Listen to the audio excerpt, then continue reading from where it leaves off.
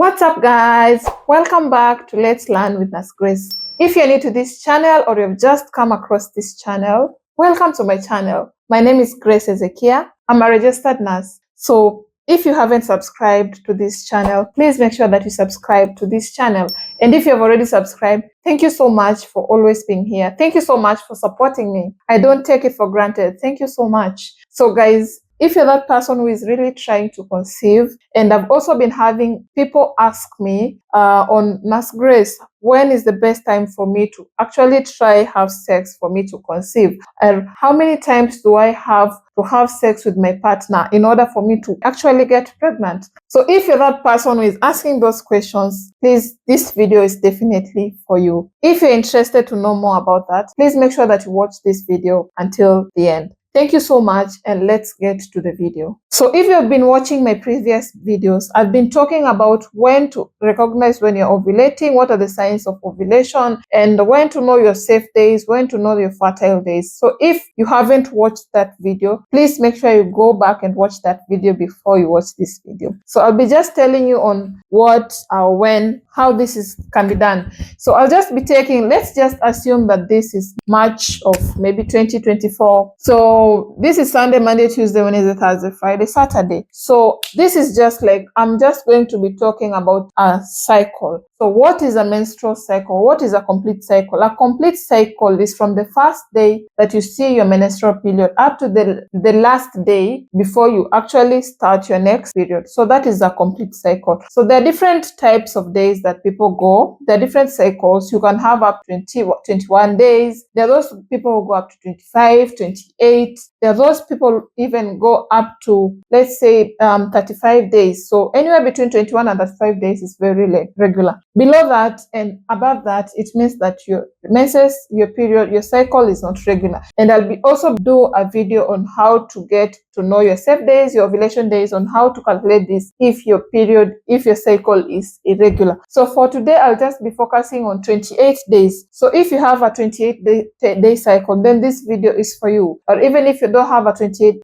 cycle, you can watch this video, but I'll also be releasing another video of if you don't have 28 days cycle, or if your cycle is irregular. So I'll just be using a 28-day cycle. So let's assume you started your period on the 2nd of March. Yeah. So this was the first day. So this was the 2nd, the 3rd, 4th, 5th, 6th, 7th, 27, 28. So you'll just be counting from this day, from the 2nd up to the 27th, the 29th, sorry.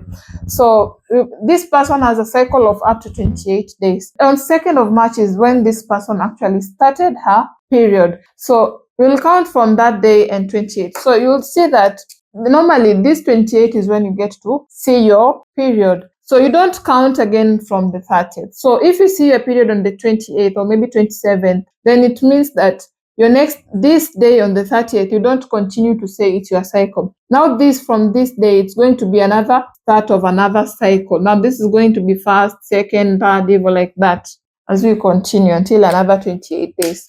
If you're that person who is having this kind of cycle, if you started your period on the 1st. Most people actually have their periods of up to 5 days. There are those people who have even up to 7 days. So during that time, most people don't like to do to have sexual intercourse during that period. But I've also released a video on whether or if it's safe for you to have sexual intercourse during your period. So if you have also not watched that video, please go ahead and watch that video. If you're like from the 1st to 7th is actually most people when they're having their period. So from the 8th, let's say that before that, I'll talk about the ovulation. If you've also been watching, I've talked about ovulation. Ovulation is when the egg is being released from the ovary to come and wait for the sperm in order for it to be fertilized. So normally in this case, ovulation normally happens in most cases, like about 90%, it happens 14 days before you see your menses. So when your cycle is about 28 days, if you subtract 14 days, then you get to find that on the 14th day is when you're going to be ovulating. On the 14th day, this is when you're going to be ovulating. So when ovulation is going to happen on the 14th day, so when is the best time for you to actually have sexual intercourse? So I will advise you, you can know that the lifespan of a sperm is up to 5 days, anywhere between 3 to 5 days. And the lifespan of an ovary, of an ovum or an egg, of an egg is anywhere between 12 to 24 hours. If the last time of our sperm is 5 days and you want that person who is looking to get pregnant. So if you start trying anywhere between the 8th, the 9th, the 8th day of your cycle, up to around, let's say you had maybe you have been having sexual intercourse from let's say this 9th, the 1st, 2, 3, 4, 5, 6. So this is going to be at least the 6th day, but it's fine. So anywhere between the 8th day, we can say, let's just say 5 days, anywhere between 5 days before your ovulation, and anywhere between around 1, 2, 3, around 4 or 5 days. Let's go up to 18. Let's go up to 19. Yeah, let's go about up to around anywhere between 18 to 19. Anywhere between here. Yeah, that is actually the best time for you to actually have sexual intercourse. Why are we choosing those days? I'm choosing those days, the research is choosing those days because I've told you during this time is when you're having a menses. Not everyone would like to have their sexual intercourse during that time.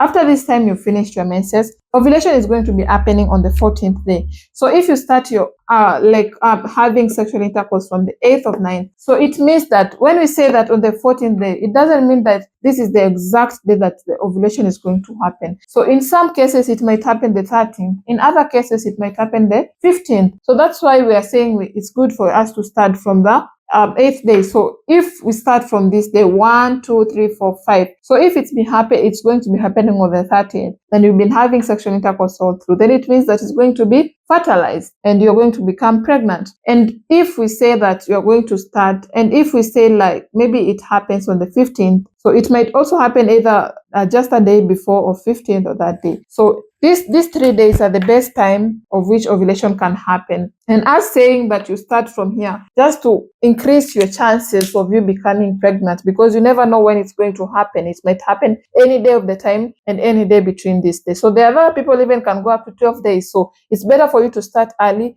in order for you to actually conceive within these 3 days. So if it's going to be happening on the 14th day, you know that it's going to stay up to 24 hours. So between 15th, it's going to be dying at around the 17th. And if it finds you still having unprotected sexual intercourse, then there's a high chance that you're going to become pregnant. So there are those people who even ovulate up to the 16th day. So this is the late ovulation. So you might ovulate late on the 15th instead of the 14th. So 16th of that month, you might ovulate that day. So if it happens that way, then there's a high chance that you might become pregnant up to the 18th of that month. And just to increase your chances, go up to the 20th. So if you have your sexual intercourse anywhere between the 8th or the 9th of that month, your 8th day of your cycle up to around the 19th day of your cycle, then there's a high chance or high possibility for you to become pregnant. And on the question of how many times should you have sexual intercourse with your partner in order for you to become pregnant, so I wouldn't tell you have it once, have it twice, have it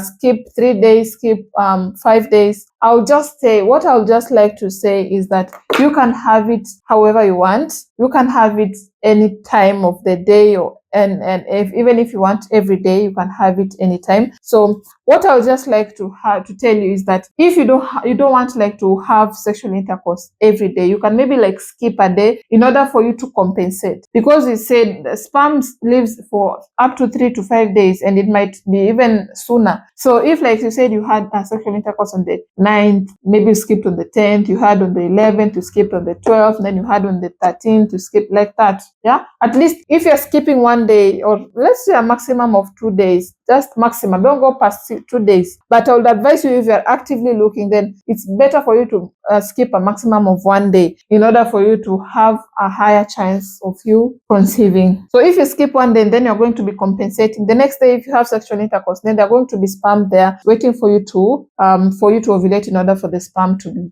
fertilize the ovum. So you can have sex however you want, and let this trying to conceive not hinder you from actually enjoying your sexual intercourse, from enjoying enjoying each other's partner, from enjoying each other's presence during the sexual intercourse. Try to have fun during this period and have as many time as you want in order for you to actually conceive. So anywhere between this and this is the best time for you to try and conceive. Anywhere between the 8th day of your cycle to the 19th day of your cycle is the best time for you to conceive. I'm saying that because when you actually ovulate on the 15th day, this I'm basing on the 28th cycle. When you ovulate on the 15th day, then the ovum by 19th day, the ovum is going to be not good, not to be dead. It's not going to be able to be fertilized then. So anywhere past this, then it's not a good chance. Although there's a high possibility that you may get pregnant, but it's not quite a good chance for you to actually get pregnant. And I've explained all this in my previous video on the safe days and on the unsafe days. If you are really interested in this, please make sure that you subscribe to my YouTube channel.